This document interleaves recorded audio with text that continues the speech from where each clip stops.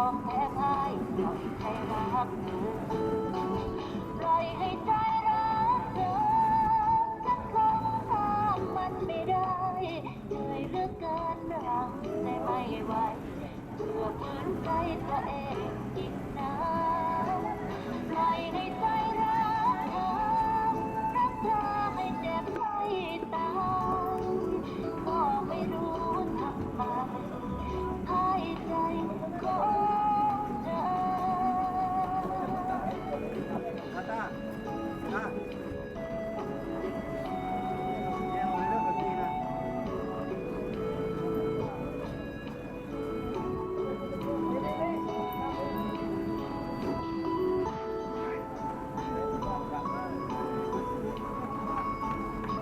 เป็นเรื่องของการ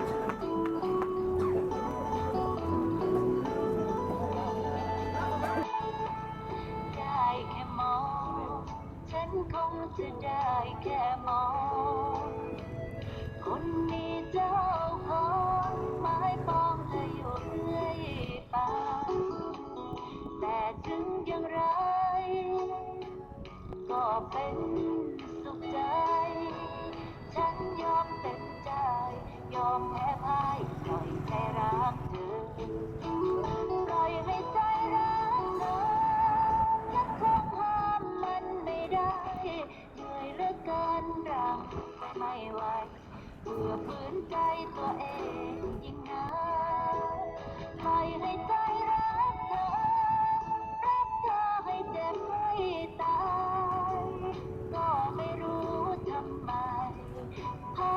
ใจของเธอให้ใจของเธ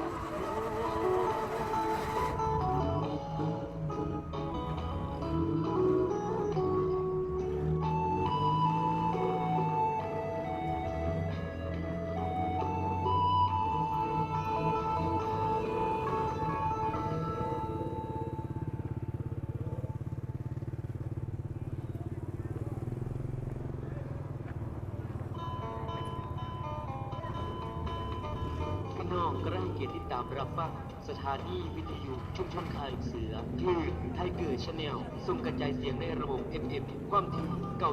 94.0 เมกะเฮิรตซ์ณบ้านเลขที่ 24 ถนนดำรงมุกดาซอยทิพน้ำอำเภอเมืองจังหวัดมุกดาหารโทรศัพท์ 042-640-84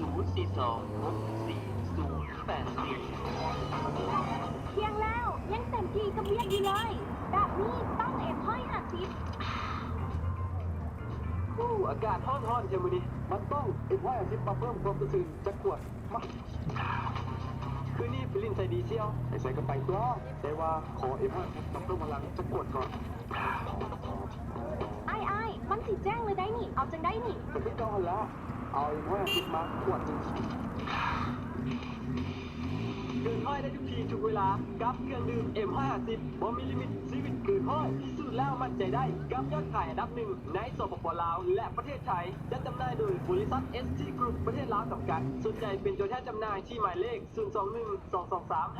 021-223-516 และ 021-215-937 M510 ชีวิตบ่มีลิมิต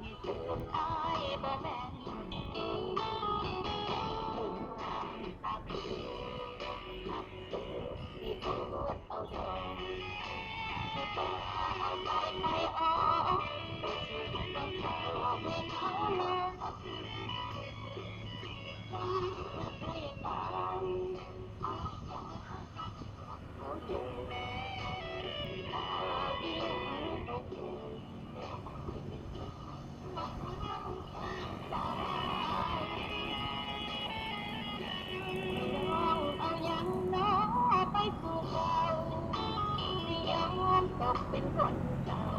ที่ขาดที่เก่าที่กราบร้องไห้ที่ห้องจำนอนกับเหตุผลที่อายเปิดใจก็ต้อง